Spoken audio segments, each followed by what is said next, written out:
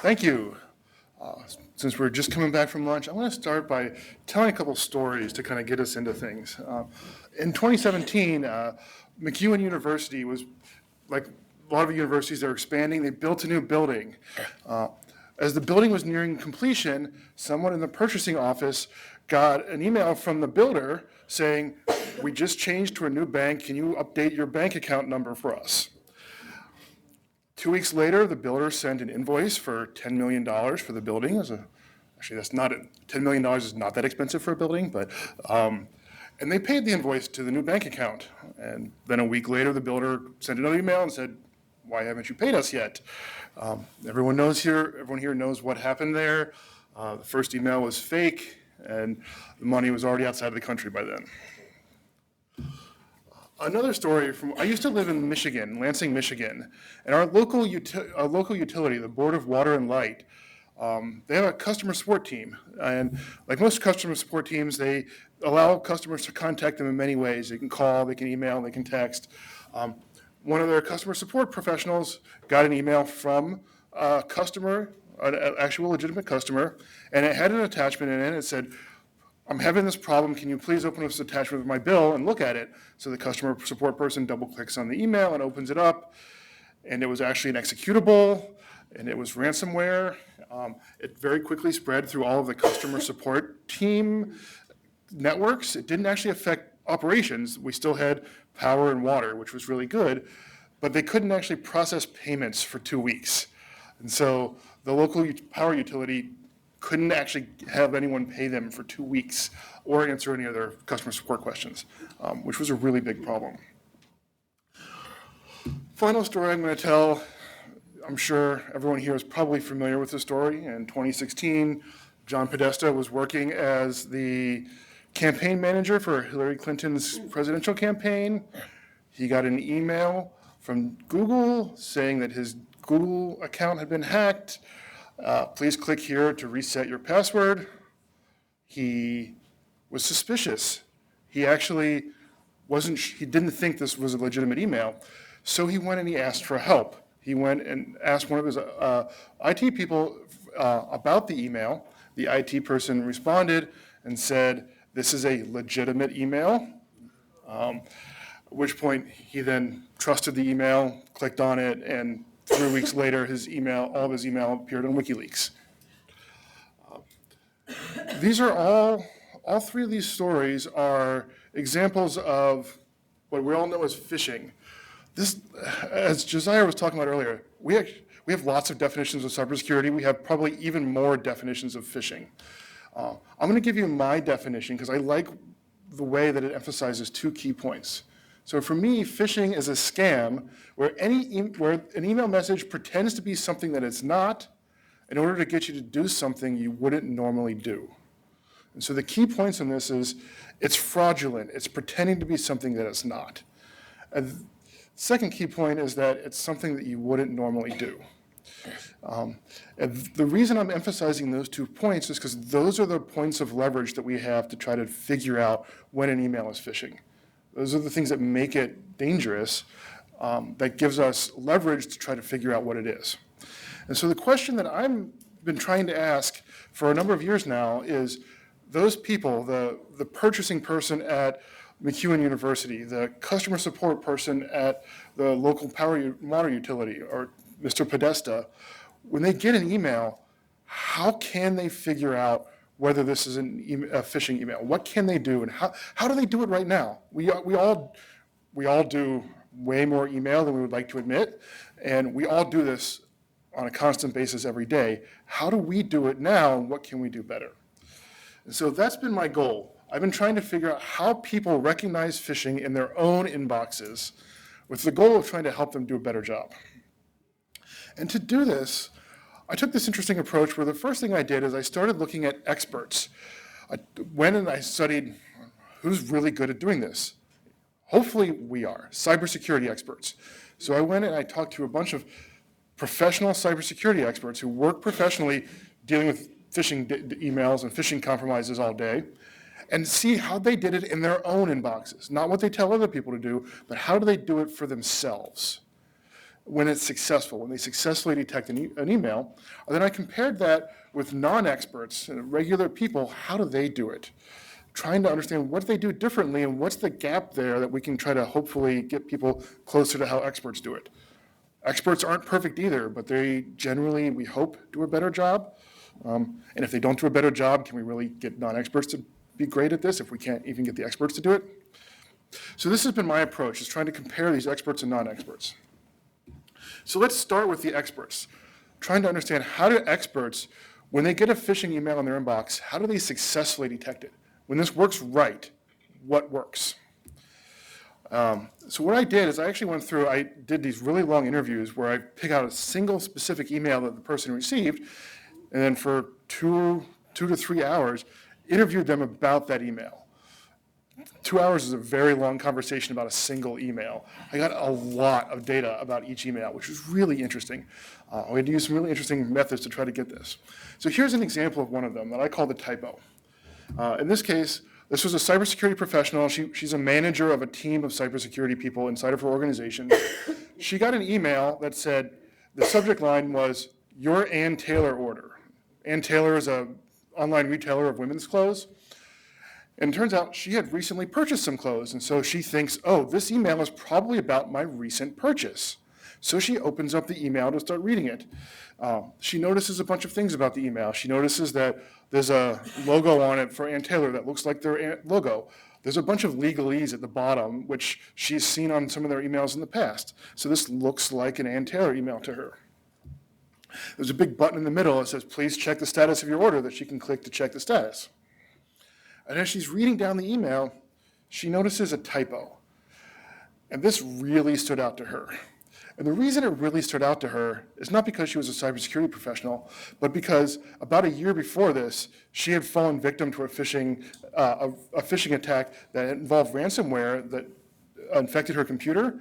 So she had to lose her computer for a week. And when you're the manager of a bunch of cybersecurity professionals and you lose your computer for a week, it's really embarrassing. And the one thing she remembered about that email was it had a typo in it. And so she's now very sensitive to typos in retailer emails, because that email was from Sprint. So she saw this typo, she says, wait a second. So she goes back up to the top and starts reading it again. And the second time through, she actually starts noticing a bunch more typos and grammatical issues with the email. So she hovers over the from address, and it was basically a bunch of gobbledygook. So she decides this is a phishing email, and she deletes the email. This is a successful case. This is what we want people to do. She got an email, she started reading it, she figured out it was phishing, and she did the same thing, she deleted it. This is what we want people to do. So how did she do this, and how do all the experts that I talked to, what's kind of the process that they went through in this case? And as I analyzed all the experts, I found kind of a 3-stage process. The first stage is every time you get an email, you take it at face value and you try to connect the email to your life. What is this email and how does this relate to me? In this case, the Ann Taylor email is related to an order she had placed recently. So this is a sense-making process, is what we talk about as a psychologist, trying to figure out what this email is. At some point, she became suspicious. For her, it was when she saw the typo. At that point, she's suspicious. For me, is actually, I have a very specific idea of what suspicion is. Suspicion is holding two competing ideas in your head at the same time. One of them is, this is a real email and I should listen to it. And one of them is, this is a fake email and I shouldn't listen to it.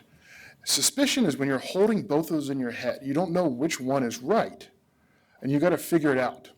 And so at that point, she started investigating. She read the email again for more typos. She hovered over headers. Almost across the board, when I talked to the experts, when they did the investigation, all the things that they tell us to do, all the things that we tell other people to do, hover over links, check headers, run things through antivirus, they did them after they became suspicious, not before. And so almost all of the typical phishing advice happens after they become suspicious, during the investigation of the email. And then finally, she decided that this was phishing. She recognized that this was phishing, and then she decided to deal with it and delete it. So if this is the process that all the experts go through, it seems like the really hard part of this is moving from stage 1 to stage 2. How do you become suspicious of an email? Because most emails you get, you don't spend a lot of time investigating them carefully to try to figure out. And experts, they don't either. Most of the cybersecurity professionals I've interviewed, actually all but one, they don't investigate most of the emails they get. They only investigate once they become suspicious. So I started spending a lot of time trying to figure out how this suspicion comes about. What makes people suspicious? So let me talk you through a second case that's a little bit harder than the typo case. This one I call the bank hacked case. This man was a cybersecurity professional. He deals with incidents as they come in. He was an incident response. He got an email on his personal account that said, please verify your account information from his bank. And his first reaction was, uh-oh. He used stronger language than I do. He thought his bank was hacked and he was losing, and his money had been stolen. So he's really worried about losing his money. This is taking the email initially at face value and freaking out about the email. So he was really worried about his bank, and his first instinct was to log in to verify his account. So he opened up the email and read it, and the email is about how your bank's account has been hacked. Please click here to verify your account. It had the name of the bank and the logo of the bank on the email. It looked like a normal bank email. He hovered over the link in the email. It went to hisbank.net or .com. He can never remember what the actual correct URL is, but it didn't look weird to him. Then he stopped for a second. He said, you know what? There's something weird about this email. Most of the time, when I get an email from my bank, it just says, you have a notification, but it doesn't tell me what the notification is. He actually finds that quite frustrating, but the bank never tells him what they want to say. They just tell him they're going to communicate with him. This message actually had content, and that felt weird to him. So he goes over to Google, to his web browser, starts typing in his bank, because he's very careful, he's a cybersecurity professional. It auto-completes to the correct URL. He looks at his bank, he logs in, he looks at his bank, and it's got the right balance. He's got all of his money. He's like, oh, okay. He feels better now. Then he notices that there actually is a notification for him there, and he clicks on the notification, and the notification says, warning, we're seeing a lot of phishing emails that are pretending to be your bank. They look exactly like the one he just got. So he says, okay, it must be phishing, and he deletes it. So this is another case where he successfully was safe and protected from phishing, but there wasn't as clear of a step from the typo case from taking it at face value, thinking, oh, my bank got hacked, to becoming suspicious and being not sure about the email. So let's take this apart a little bit. One of the things that I found is almost always in all the experts, as they get an email, they're doing this sense-making process to try to understand the email, they start to notice discrepancies, weird little things about the email. And the way they do this most of the time is they mentally compare the email in front of them with similar emails they've received in the past. So an email from your bank, you compare to other bank emails. An email from a retailer, you compare to other retailer emails. An email from your boss, you compare to other emails you've gotten from your boss. And you notice things that are weird or different about it. I had one person that got an email that was from a secretary in his organization, and he's like, it was really weird. It was written in complete sentences and full paragraphs, and there's no secretary in my organization that has enough time to write in complete sentences. So he thought that was weird about the email, and that was one of the discrepancies, one of the weird things he noticed about the email. What's really interesting, though, is, so none of these are conclusive, none of these necessarily say phishing, they're just weird. And this is always the first step. People notice these discrepancies. As they notice them, they don't actually become suspicious. Noticing discrepancies isn't enough to become suspicious. And most people notice multiple discrepancies. Anytime you've got, no email is perfect, there's discrepancies in legitimate emails all the time.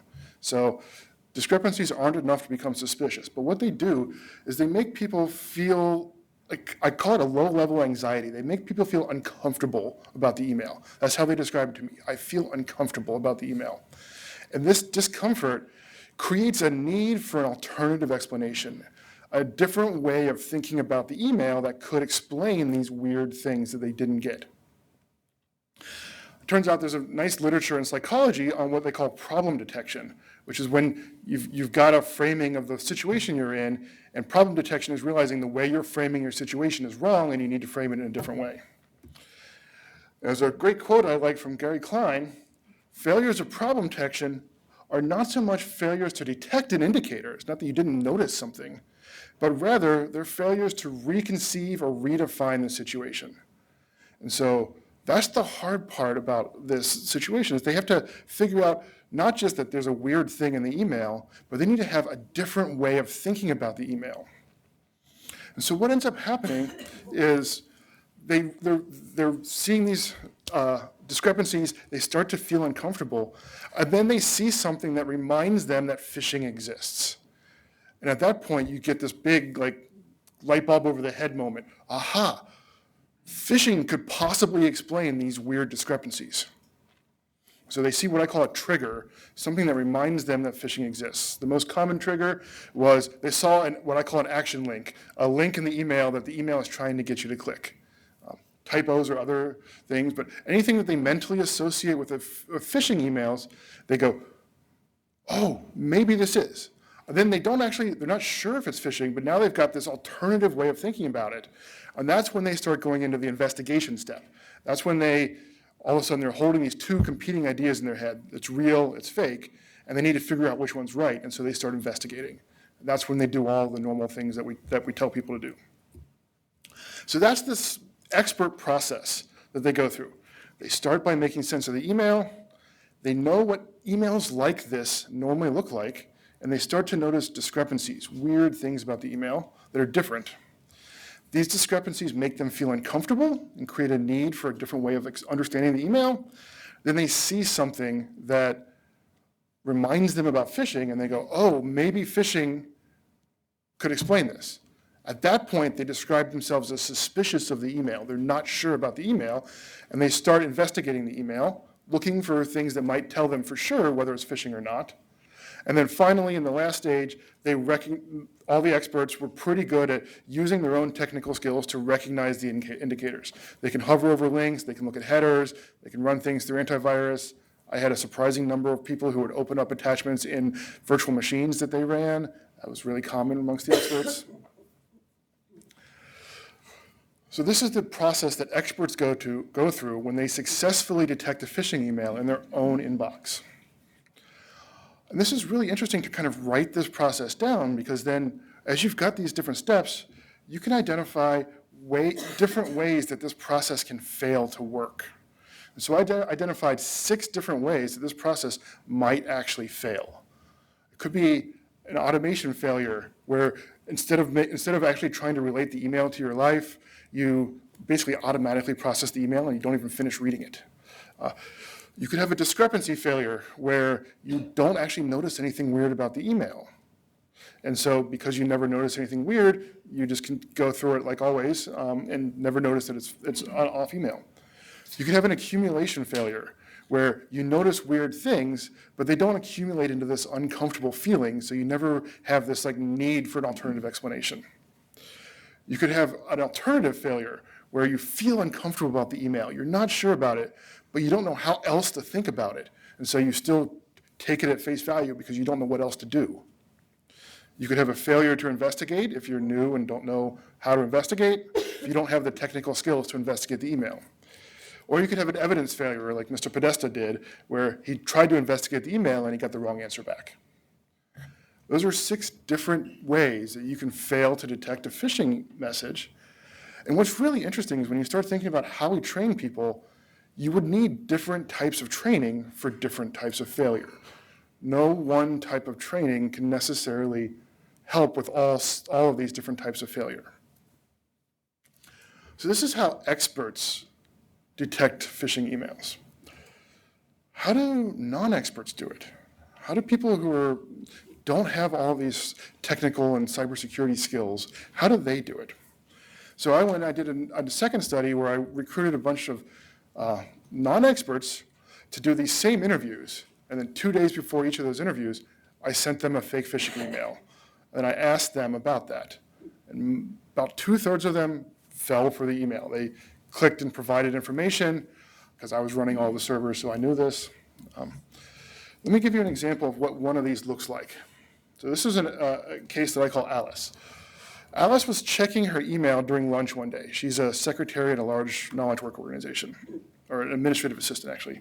And she does this really interesting thing where she actually doesn't keep her inbox in reverse chronological order with the newest first. She actually puts it in alphabetical order, A through Z. And she got a new mail while she was at lunch from the IT department. And the first thing she noticed was it actually wasn't next to all of the other emails from the IT department in alphabetical order. She thought that was weird. She's like, why wouldn't it? She couldn't figure it out, but she thought that was weird. So she's already immediately suspicious, and she hasn't even looked at the subject line yet. So she didn't actually, I would say she didn't become suspicious yet, but she thought something was weird. So she opens up the email, and it's an email from the IT department asking her to take a survey about some piece of technology that they're thinking about not paying for anymore or something like that. So that's pretty normal. She sees a link in the email, and she goes, wait a second. I've been through cybersecurity training. Links are dangerous. I need to be careful. This is potentially bad also. So she's seen a couple of things that made her feel not great about this email. Then she sees her department name in the email. She sees the correct contact information at the bottom of the email. She goes, I don't know. I can't tell what to do about this email. So she waits. She decides to put the email aside and not do anything about it right away. Later in the day, she hears some of her coworkers talking about some other survey that they had taken for their organization. She goes, oh yeah, I got that email about a survey from IT. So she goes and she opens it up again, looks at it again, and says, all right. She clicks on it, enters her username and password, and opens up what seems to her like a pretty normal survey. So she fills out the survey and clicks submit. So this was a case of her falling for the fish. This was a case of her providing her information. That's to me, but it was still, she provided her information. She did notice weird things about the email. So it wasn't that she didn't know that. She knew about phishing, and she had successfully gone through training, was even able to remember things about the training in this case when she talked about noticing the link and remembering that links are dangerous. But she still fell for it. So what happened here? I would argue this is actually a case of what I call the alternative failure. She made sense of the email. She noticed discrepancies. She became uncomfortable. She was uncomfortable enough that she put the email aside for a while. But she never figured out that phishing was a potentially alternative way of thinking about the email. So she never connected the uncomfortable feeling she had about this email with the potential for it being a phishing email. This particular email, she knew phishing existed in general, but she didn't ever realize that this one might be an email, might be a phish. And so that was an alternative failure. If we go through my 6 types of failures, that was the 4th one, the alternative failure. So what I found as I did this, basically one of the big findings is that same 6-step process mostly was the same for non-experts as it was for experts. Non-experts did it pretty much the exact same way. They sometimes would become suspicious at different stages. I had a surprising large number of non-experts become suspicious even before they finished reading the email, just from like the subject line, as they were trying to relate it to their life. They're like, this shouldn't be, like, my boss shouldn't be sending me an email like this. So they can become suspicious at a wider range of places, but for the most part, they went through the same 6 steps. The investigations were really different. So once they did become suspicious, non-experts, their investigations looked totally different. The experts, if you remember, did all the things we tell them to. They hover over links, they check headers, they run attachments through antivirus. The non-experts didn't do any of that. Instead, what they did is they talked to other people. They involved other people in trying to understand the email. They would ask their colleagues if they had received a similar email. They would contact the sender and ask them about the email through other channels. They would ask IT support for help and advice, which is what we want them to do. And so the investigations looked really different for non-experts than they did for experts, which I think was really interesting. But in general, at least all the investigations that I observed worked. they were just as successful at detecting phishing emails. If they got down to the investigation stage, then they were just as likely to successfully detect the email as anyone else. And so just because they weren't doing the technical things that the experts were doing, they still had a way to do investigations that worked just as well. So one of the things I did, this is the same table I had a second ago that has the 6 different types of failures. I went through and I characterized for each of the each of the non-experts that failed, how did they fail? Where did they fail? To try to understand which types of failures are more common. And basically what I found is that there were 2 types of failures that were about 50-50 in terms of how they failed to detect phishing. About half of the people that I interviewed had a discrepancy failure. So the most common failure was a discrepancy failure. They didn't notice anything weird about the email. They read the email, it seemed totally legitimate to them. I thought discrepancy failures originally would be because they didn't know what to expect. I had one person who was new to an organization and he didn't know what emails from HR normally look like, so he doesn't know what to expect. That's actually not what I found. Most of these people did have emails that they could compare it to. They just didn't notice anything weird about them. So they didn't notice any discrepancies. So about half of my subjects had a discrepancy failure. The other half were like Alice. They had an alternative failure. They would get through and they'd go through, they'd notice weird things, become uncomfortable, but they would never figure out that phishing might explain those discrepancies. And that was really important because it wasn't that they didn't notice anything or that they didn't become uncomfortable. About half of the failures, there was some level of discomfort. I had one woman that she kind of went through every stage, and the whole time she's like, I read the email and I was really uncomfortable. Then I clicked on the link and it opened up a login screen. I was really uncomfortable. I was already logged in. Why is it asking me to log in again? And the whole time she kept talking about how uncomfortable she was, but it wasn't until 2 days later when I said, have you ever seen this email? She goes, oh, you sent that. She got this giant light bulb over her head moment where she made the connection, that is phishing, and now that explained all of those weird, uncomfortable feelings she had during that email. That was an alternative failure. She just wasn't able, she knew about phishing, she just wasn't able to connect those dots. That was the hard piece. So a couple of really interesting takeaways from this. One of them is, I talked about experts and non-experts, but you need to be an expert in something. And one of the things I found is that it wasn't the technical expertise that was most important. The thing that was most important was expertise in your own inbox, knowing what normal emails look like so that you can recognize when things are different and they're fraudulent. So that's a really important expertise that most knowledge workers actually have. They get tons of email, they go through it every day, they get a pretty good feeling for what's in their own inbox. That's a really important expertise. The second expertise is in phishing, but only knowing what phishing is, just enough that you can say, oh, phishing might explain this. You don't have to be really good at phishing. You just have to know, oh, phishing might explain these weird things I saw. That's all you need to be able to do. And then the technical expertise, the experts use their technical expertise only during the investigation stage. The non-experts couldn't do that, but they had an equally good alternative, which was asking other people for help, for information. And that worked just as well, as far as I can tell. So the technical expertise was actually the least important type of expertise for phishing detection, in my experience. And then finally, I get a lot of questions about how do we help people, if we want to actually train people to do this, how do we help people do a better job at recognizing that phishing is potential alternative explanation? And my answer is tell them stories. I've been doing a bunch of work on storytelling, and the big difference between telling people what to do and telling them stories is that they can recognize, that the stories help them recognize phishing as an alternative explanation much better than the regular, than just telling them about phishing and telling them facts and advice about phishing. So that's everything. Thank you very much.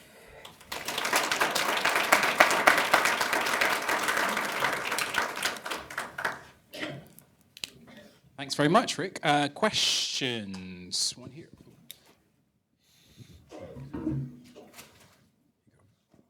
Great talk. I wanted just to comment on the two expert cases that you went through, where I take issue with your last point, Okay. where you say that they did the right thing. I think deleting is necessarily doing the wrong thing. As an enterprise, they needed to notify the enterprise. The enterprise needed to say, where else do we have this? Where has somebody clicked? Where haven't they clicked? Get it out of the inboxes. And by doing that, you create an inoculation of whoever catches it first is protecting those other users. So I would agree. Some of those were emails that were to personal accounts, and so they weren't necessarily appropriate to report to their enterprise. Those two examples happen to be ones that went to their personal account. Most of the ones that went to their professional accounts, the experts all did report. And actually, some of them, the people who didn't report because they were the people that the reports go to. And so they just went and did their work. So I would actually say most of the experts did a really good job at reporting. None of the non-experts mentioned the idea of reporting. Not a single one of them, which made me sad. And in the same vein, I think there's a lot of companies that when you have a personal attack, you have an attack on your personal accounts, and you go to the company and you say, hey, I have this thing I saw on my personal account, can you help me? That they need to make sure that their tech support staff, their security staff are conditioned to say, it's about the identity, it's about the person, it's not about whether it's a personal account or a business account. Yes. Great, thanks. Any more questions? Oh. I don't think there's any there anymore. Oh. You can go there if you want. Thanks. Great work. Thanks. So about the connection that the non-experts were not making in when they identified something strange about the email versus recognizing that, oh, it could be a phish. Do you have any, I guess, concrete methods or ways we can help them bridge that gap and change their perspective as they're checking an email? I mean, that's a good question. I think that's definitely an open research question of how do we bridge that gap. One of the things one of my students really wanted to look at was whether the presence of like a report phishing button in the interface was enough of a reminder. My guess is that you habituate to it pretty quickly, but he wanted to really study that. Regularly hearing stories, as far as I can tell, does help. So even just hearing stories about phishing things reminds people of it enough that they'll remember it at the point in time. You studied that, or that's just your perspective based That- on this study? I have a little bit of data on that, not a lot. So I did study some stories, and I did find that it did help with that piece of it, as a tiny piece of a bigger study that I did before. I really want to study that though more now because that study was before I did this. So now that I've done this, I really want to try to figure out how stories really work with that. Great. Michelle? Yeah, great talk. Thanks. So just thinking about the discussion you were just having about reporting. So whenever I get, maybe not all the phishing I get, but at least anything that looks relatively sophisticated, I do try to report it to the university. And it's actually quite a pain. Like they want you to generate the full email headers and then paste them into the thing and send it. And then every time I send it, I get this kind of snippy automated reply back, which is like, well, you sent us this thing, but we get too many of them, so we aren't going to be able to reply to you. And I have no idea if they're using them for anything or not, but it doesn't give me the impression that they sort of value the 10 minutes that I just spent to go get the headers and send them back, right? So this isn't exactly a question, but I sort of wonder if there's something in there about making report. You said adding a button, that certainly would help. If there's something else we could do in there to make reporting, to make it feel less like I'm, doing nothing useful by doing the reporting. That's a good question. I don't know, but I can tell you, I did some analysis. What I put as the final stage of once you've made the decision, you have to decide what to do with it. And only about half the time, delete was the only answer they came up with. And so I actually did some analysis of that. A lot of people considered reporting it and then decided not to. So about a third of my subjects considered reporting it and decided not to. About a sixth considered reporting it and decided to report it. which we're all experts. So it was very interesting to see that the process of once you've decided it's phishing, you're not actually done with it yet. You've got these extra things. People do seem to recognize that there is decision-making that has to happen at that point that's important. But they also don't seem to value that decision-making. Like the hard, important decision is the figuring out that it's phishing. And then the rest is just, I want to get it out of my way so that I can do my real work. Cool. I think we have, there's four or five hands, so we have time for one more question. This is going to be a little bit, you already have a mic. Okay, I guess you've already won. All right, sorry. Sorry, a little bit of false hope there. Apologies, please, question. So I just want to ask, as a non-cyber professional in the room, so I will say kind of, I'm taking kind of your, your takeaways there and kind of what people are calling out as part of the human element, right? I know tech solutions are only part of the solution, but I'm just wondering, I guess for anyone in the room, is there a solution that might exist, thinking through AI or other things that would call out, right? I work for a company, we have the button that says report, right? But I have to identify if it's phishing. I'm wondering if there's something that sees, like, if there's misspellings in an email or there's a link that, projects as something other than what is, if you hover over it, that would call out to say this might be phishing, And I feel like that's the kind of thing that would call out to regular common Joe users that something might be worth looking at, That's a really great question. For me, one of the things that I always love to automate things when we can.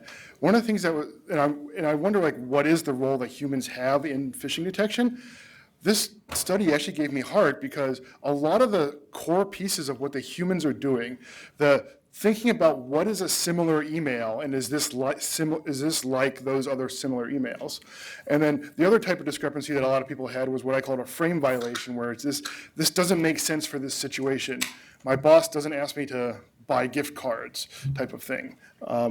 Those are higher level reasoning things that humans are generally not bad at, but computers don't have the context in life knowledge to be able to do often. And so I think a lot of it is it just gave me heart that the humans are actually serving a really important role by doing something that's actually really hard for computers to do. And so they're not just like enacting the same filters that the computers are doing, they're actually doing something very different. And so we actually have more defense in depth in that case. Can I add something to that? Sorry, it's just, I know that question you should answer for him. 2 seconds. You're eating into everyone's drink, so please go ahead. I don't think this is on. Okay. So I don't have the 100% answer to this, but there is a new kind of branch to cybersecurity that explores cognitive security, which is implementing AI in order to be able to learn the human or the user's patterns and automatically do exactly what you're saying.